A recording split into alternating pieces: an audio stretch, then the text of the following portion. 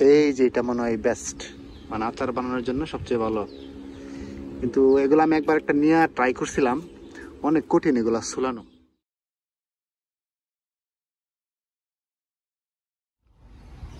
আজকে বিকালবেলা হাঁটতে বেরিয়েছি, দেখি একটু একটু বৃষ্টি পড়তেছে আর আকাশ প্রচুর মেঘলা।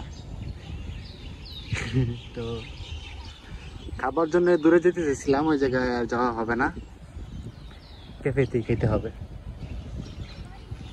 আগে বলছিলাম এটা হচ্ছে আমাদের বাস স্টপ। তো আজকে একটা জিনিস দেখাই, তো আমাদের এই মানে এই হোস্টেলের পাশেই আরেকটা খুব জনপ্রিয়, বাংলাদেশে জনপ্রিয় ফল আছে যেগুলা মালয়েশিয়াতে কেউ খায় না, মানে খায় যে এরা মনে হয় জানি না খুব সম্ভবত। এই নারিকেল গাছের পাশেই এটা হচ্ছে এই চালতা গাছ। চালতাগুলো আসলে কেউ নেয় না, এই যে পড়ে রয়েছে একটা পাইকা, এরকম আরো অনেকগুলা পড়ে আছে।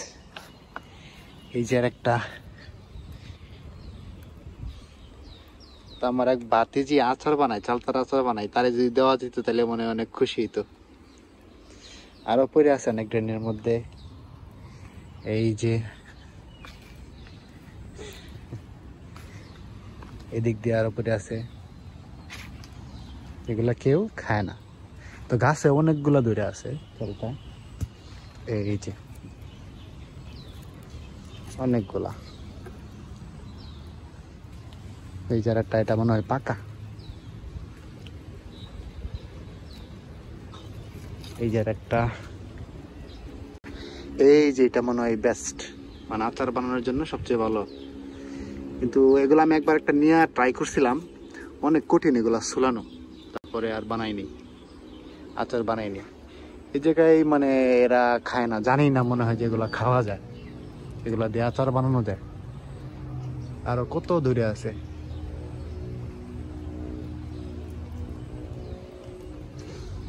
যেগুলো পড়ে আছে এগুলা যদি আমি একসাথে করি, অনেকগুলা পড়ে আছে। বাংলাদেশে থাকলে তো এগুলো নিয়ে বিক্রি করা যেত।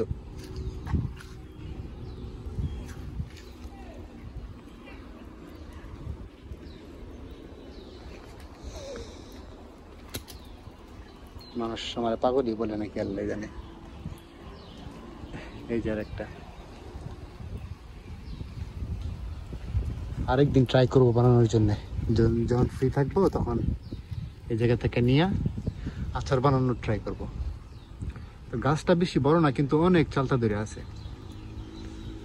আর এরা চালতা কি খাইবো, ওরা তো নারিকেলই খায় না। এই জায়গা থেকে এই যে নারিকেল, এই যে পাইকা মানে শুকায় আছে, এগুলা কেউ খায় না।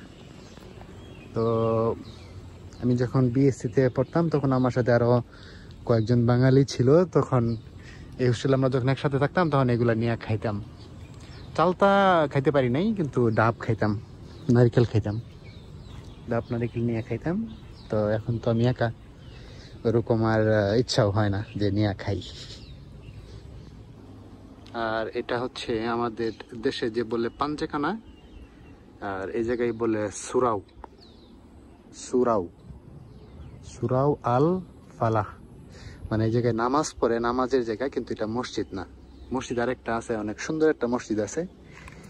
তো ওটা একটু দূরে, এখান থেকে একটু দূরে ওইদিকে। তো যারা মানে এই আশেপাশে থাকে তারা এই জায়গায় এসে নামাজ পড়ে, এই জায়গাতে। এই জায়গায় আজানও দেয়, মাইকও আছে আবার। এই যে এদিকে আরেকটা চালতা গাছ, এই যে এটা কিন্তু চালতা গাছ, ওই চালতা ধরে আছে, এই জায়গায় চালতা ধরে আছে।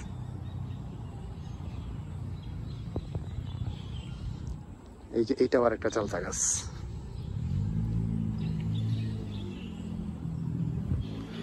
যে দুইটা গাছে আম ধরে, সে দুইটা হচ্ছে, একটা এটা আর একটা হচ্ছে ওই পাশে, ওই যে ওইটা। তো মালয়েশিয়ানরা দেখি মেয়েরা মাঝে মধ্যে এই জায়গা থেকে আম পারে নেয়, এই জায়গায় আম ধরে আছে, দেখা যায় না এমনি ক্যামেরাতে। এই যে, তো ওরা দেখি মাঝে মধ্যে আম পারে নেয়, আর অন্য কিছু ওগুলা পারে না। এই চালতা বা ডাব নারিকেল এগুলা পারে না, শুধুমাত্র এই আমটা দেখি ওরা মাঝে মধ্যে পারে নেয়। যে কেউ পারে নিতে পারে, কোনো সমস্যা নেই। আমি প্রতিদিনই বিকালবেলা একটু হাঁটাহাঁটি করি হোস্টেলের আশেপাশ দিয়া। তো আজকে একটু সমস্যা হয়ে গেছে, বৃষ্টি পড়তেছে অল্প অল্প।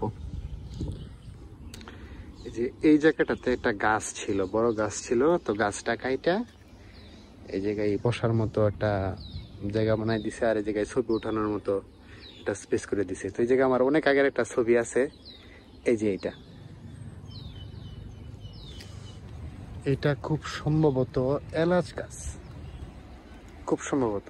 ফুল আসছে কিন্তু কোনো ফল নাই। এছাড়া আরো বিভিন্ন গাছ আছে, যেমন এই যে জায়গায় ডালিম গাছ আছে, কোনো ডালিম নেই। এই এটা পাইকে আছে, জুনা হয়ে আছে, শুকাই গেছে কিন্তু কেউ নেয় নেই। তো এই জায়গায় তিনটা নারকেল গাছ, একটা, এই যার একটা, আর এই যার একটা।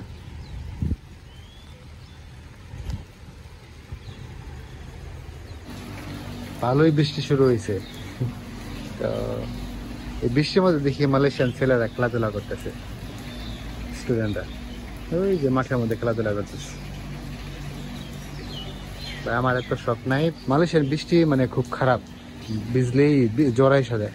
এর আগে আমি 2বার ভিজছিলাম মালয়েশিয়াতে, বৃষ্টির মধ্যে 2বারই আমার জ্বর আসছিল। তো তারপর থেকে আর বৃষ্টিতে ভিজি না। প্রায় সন্ধ্যা হয়ে আসতেছে, তো এই সময়ে মূলত অনেক মানুষই হাঁটাহাঁটি করে বা জগিং করে। তো আজকে আমি বের হয়েছিলাম হাঁটাহাঁটি করার জন্য, কিন্তু বৃষ্টির কারণে তেমন হাঁটাহাঁটি করতে পারিনি। আচ্ছা যাই হোক, কালকে হয়তোবা যদি বৃষ্টি না থাকে তাহলে আবার হাঁটাহাঁটি করবো। তো আজকের মতো এই পর্যন্তই।